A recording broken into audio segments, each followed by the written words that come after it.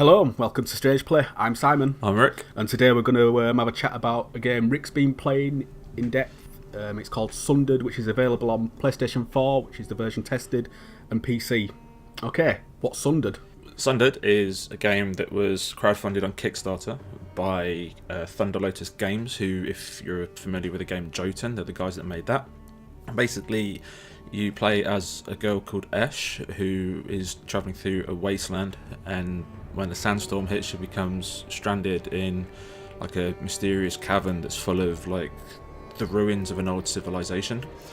And as you go through the game, the story gets explained to you a little bit, and you find out a little bit of what happened. You find out about this group called the Valkyries, and you find out this other group called I think it's Eschaton, and about their conflict and what happened to the civilization. Yeah, it sounds a little bit like an Indiana Jones, sort of like Joe Spelunking style.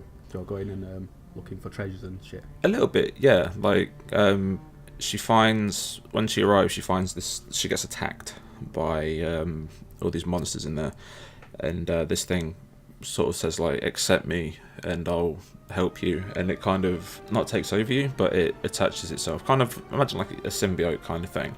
Right, okay. And that's what you use as your weapon, and it eggs you on constantly. It's like, you can use my power, and every time you do something it's like yes, and it just really wants you to keep on attacking shit. That acts like a tutorial as well, I'm guessing, the old symbiote. Well, the tutorial thing is kind of not there. You get told like, press this button to do this thing, and that's it. But whenever you pick up a new ability, it'll just project it onto the wall what to do. Right. So Sundered is a Metroidvania game in that you side-scrolling action platforming where you attack enemies and explore. There's a lot of backtracking to do, and different abilities that you need to find.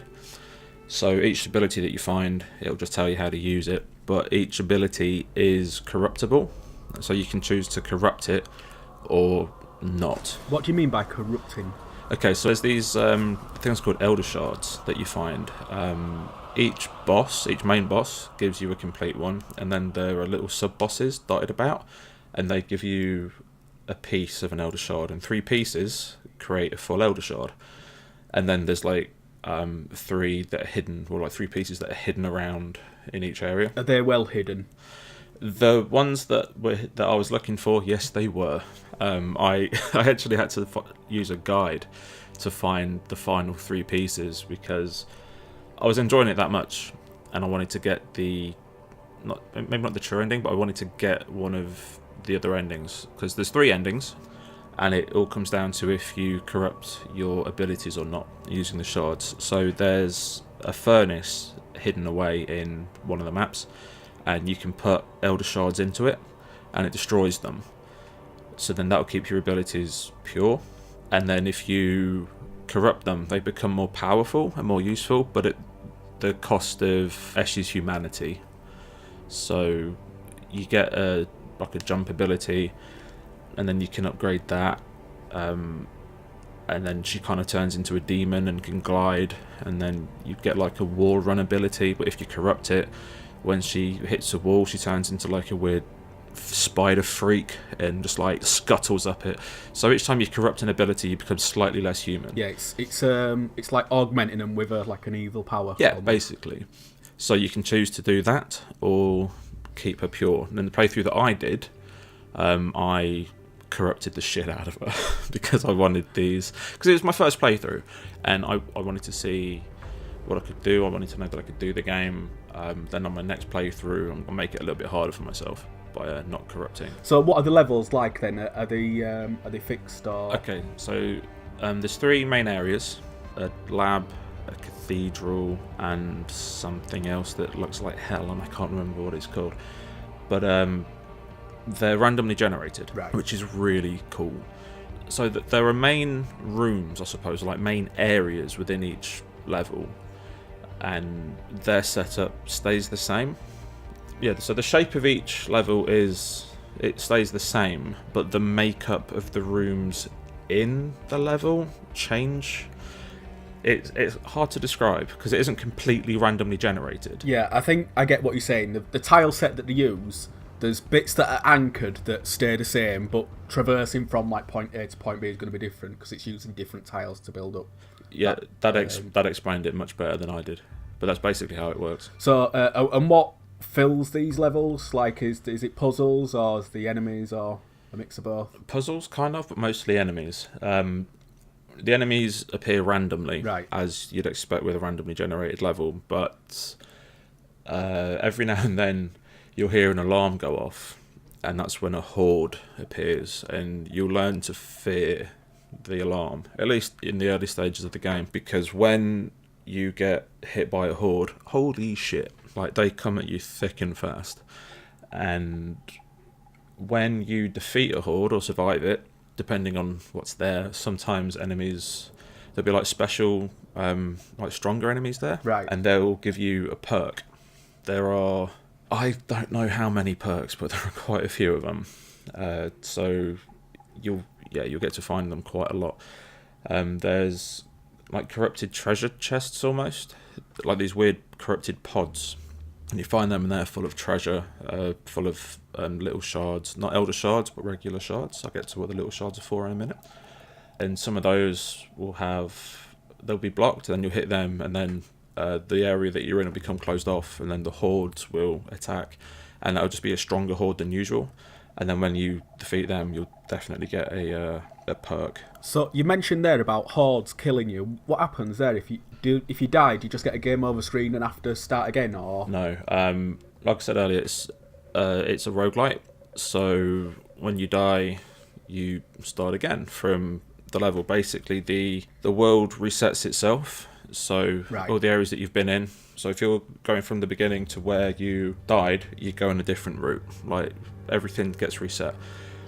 But these shards that you've been collecting are basically your experience points. And when you die and return back to the hub, there's a table that opens up, and you can throw your points into there, put your shards into there, so you can increase your shield, you can increase your health, you can increase your energy, you can upgrade your attacks, you can upgrade your abilities and your weapons and things like that. So every time you die, as long as you've been making decent progress, you'll start again, but you can upgrade yourself and become a little bit stronger. And then you get a little bit further, and then when you die again, do the same. And after a while, you kind of, I don't want to say you'd look forward to dying, but it's a way of cashing your chips out? yeah, like you can go back to the hub whenever you want, but there's just something about constantly trying to push forward. And then if you've got like 10,000, 20,000 shards, and then you get hit by a horde that takes you out, you're like, I don't feel too bad now, because when you come back in, you're a little bit stronger. You're more equipped to take on like whatever the game's going to throw at you. Yeah. So like you mentioned leveling up. What abilities are there? Okay, so as you're going through the different levels, you come to rooms that have abilities in them, and you can get like a shield, a double jump. You can get something called the Valkyrie cannon, which is really cool. You only really have one weapon of the game, then everything else is, abilities that you find. Right. But like the Valkyrie cannon is used for attacking things, but it's also used for unlocking doors. And each ability that you get is, in the Metroidvania fashion, is used to help you get to different areas of the map. And presumably it's like if you get the shield, then the shield is used to beat like the next boss. Oh, the shield is with you anyway. Like, right. The way that the shield works is if you get hit, your shield wears down, and then when your shield gets worn down, your health starts to deteriorate. But your shield will regenerate after a while of not being hit, right. But your health will only come back when you use health packs. Okay, so it's like an overshield, and then you have like a base health that doesn't recover unless you have like recovery items. Yeah, and that's fully upgradable, so you can have it for longer. But then some of the perks as well, you can also do it so you can sort of sacrifice all your health, but then increase your shield massively. So right. yeah, so it's like a trade-off. There's there's a lot of risk reward going on with the perks, and then everything else is a dash. You'll get like a smash attack to get through certain blocks. You get a hook shot, so you can get to different areas. And Yeah, it's a mishmash of Metroid and Castlevania skills. Metroidvania, hence the phrasing. But so there are all your abilities and everything. So, what does it actually look like, this game? Like, it's like Metroid's obviously like futuristic, Castlevania is very gothic. Which aesthetic does this game follow? Okay, Sundered is one of the best looking games I have seen in a long time. Wow. It's absolutely beautiful to look at. It's completely hand drawn, and it's kind of like Lovecraftian gothic, but kind of anime at the same time. Right. It's so colourful, just so vibrant. It's absolutely stunning. Like, it looks like a cartoon. Is it well animated? There's lots of frames and stuff. Yeah, it's beautifully animated. The bosses are ridiculous. Like, the detail on the bosses is absolutely incredible, because the bosses are so massive.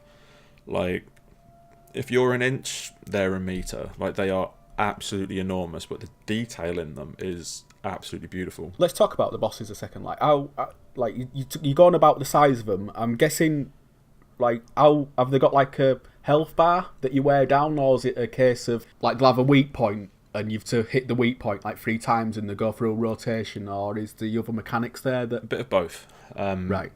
Each boss has 3 shards sticking out of them, and they're the weak points. So you need to break each shard, and each shard has however many hits, which creates a full health bar. Right. But how you go about hitting them, you think it's simple. Like, it is literally just a case of going up to them and hitting them. But the sheer size of the bosses and what they're doing makes it difficult. Right. So you could have one that's like near the floor, and you're like, yeah, I can just hop up and hit it. But then another one is at the top of the boss. Right. So then you need to start jumping up platforms, avoiding everything that the boss is throwing at you. And then when you get to it, you need to be able to stay hitting it for a length of time to actually make it worth your while. Because if you drop down to the floor again, you've got this huge traversal to go back up again. Can you like climb the boss itself, like hold on to it like Shadow of the Colossus? Because that's what it sounds like a little bit to me. No, it's literally just platforming. It's all platforms. Yeah. So right, okay. So how does it play? Like, is there any points where you're just saying, ah, man, I could be playing something else here, or is there a nice ebb and flow to the gameplay? Like you mentioned, you know, like going back, like you're glad to die so you can go level yourself up, or is there any slack points that could be taken out, or is it all like killer? Well, for me personally, I thought it was all killer. Right. Because you level up, but I didn't really feel like it. Yeah, I didn't feel like it was grinding. Right. Because I would be exploring. So it feels very natural then, like collecting XP. Yeah, like for me, my experience was because I was exploring the areas, I was trying to find the different perks and different abilities. So leveling up was just kind of par for the course. Yeah. And I was playing it. I think the longest I sat down and played it for was like 2 hours. Right. So I was playing it in kind of like small intervals. Like the entire game took me just under 20 hours, and I'd play it for an hour or 2, and then I'd be like, okay, I've had my fill.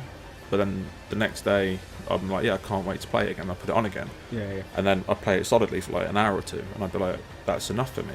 And I've not had a game in a long time where I'm happy to just sit and play it for a couple of hours, go, okay, I've had enough, step away, come back, but still think about it, still be enjoying it, and then come back the next day and enjoy it just as much. You talking about like coming back to it and stuff, how does it deal with saves? Does it just save like your last moment, or is it like Metroid and Castlevania where you have a save point? It's automatic. Right, like okay. It's constantly saving. So you could just basically drop it at any point. If someone's knocked on the door, it don't matter, turn off and come back to it. Yeah. You don't need to force yourself exactly. to play. I like that. That's I think games like that where you need to get to a save point, like you sort of force yourself to play it, and that can cause ambiguity between Joe, like, oh man, I don't really fucking want to do this, Joe, I've got shit to do, and allowing you to drop out any moment and Joe come back in where you left off is... Yeah, I think as far as sort of like a pick up and play game goes, it's absolutely perfect. How long is it? 20 hours. That was for my corrupted playthrough. And you did everything? You found everything? Yeah. Right. And then if I go through it again to do a pure playthrough, that'll be another 20 hours at least. So doing both, getting all 3 endings, you're looking at 40 hours. Right. Like, it's a big game for what you pay for as well, because I think it's only about 16 quid. Yeah, that's not bad. What if you mainlined it, Joe? You weren't interested in doing all the exploring and stuff? Could you... Well, you kind of need to do the exploring because you need to level up. Right. Okay, because so trying to do that last boss without being powerful enough. Well, in fact, trying to do any of the bosses without being powerful enough. what is the difficulty like? Forgiving, but tough. Like, it is very tough, and if you just make one mistake while you're fighting, forget it. You know, you're dead. And it's kind of brutal at the beginning, but because of how you level up and because you start to know what, you know, enemy attack patterns, how to hit them, how to avoid them, all that stuff, it kind of, there's a learning curve. Right. But it's not harsh, but it just throws so much at you. So it's fair, but it's... Yeah, definitely. Like, for me, it stayed consistently tough. Yeah. And there are points where you just feel like an absolute badass taking out a horde, and then the next horde could hit you and you're like, no, I'm done. And you just get wiped out. Yeah. And yeah, but that's another reason why I'd play it for an hour or two and then walk away, because it can get tough, and I'm like, no, too much.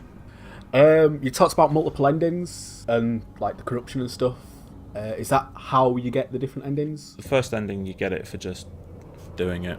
Then you can get the corrupted ending for collecting all of the shards and corrupting all of your abilities, and then the pure endings for corrupting none of your abilities but collecting all the elder shards.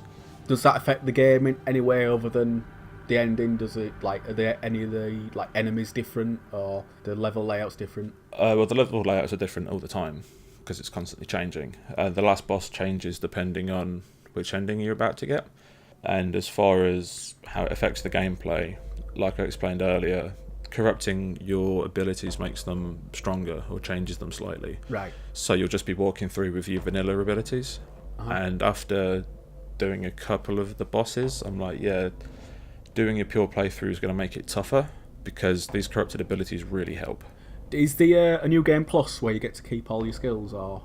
Not that I know of. Right, okay, so it's a from scratch each time you play. Yeah, but I don't mind.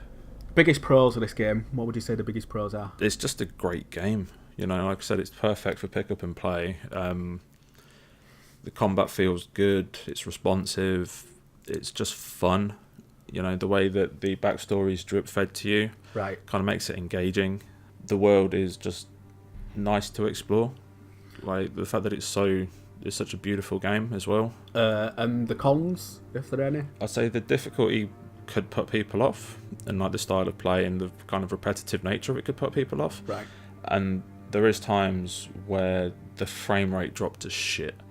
Like, it really struggles in some places. I'm guessing the big enemies and hordes medic crawl. Yeah, hordes especially. Like, if you're in a room where they just keep coming, it will slow down to a crawl. I think at one point it went down to like 3 frames per second. Yeah, that's harsh. But even after I escaped the room, it wouldn't reset itself, so it couldn't catch up with itself. So I had to turn it off. Oh, it essentially crippled itself. Yeah, it crippled itself.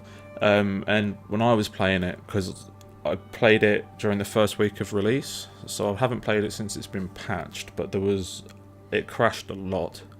So who should like look into picking this up if they aren't already? Fans of Metroidvania games. If you've been looking for a decent Metroidvania game on the PlayStation 4, which is what I played it on, then I highly recommend it.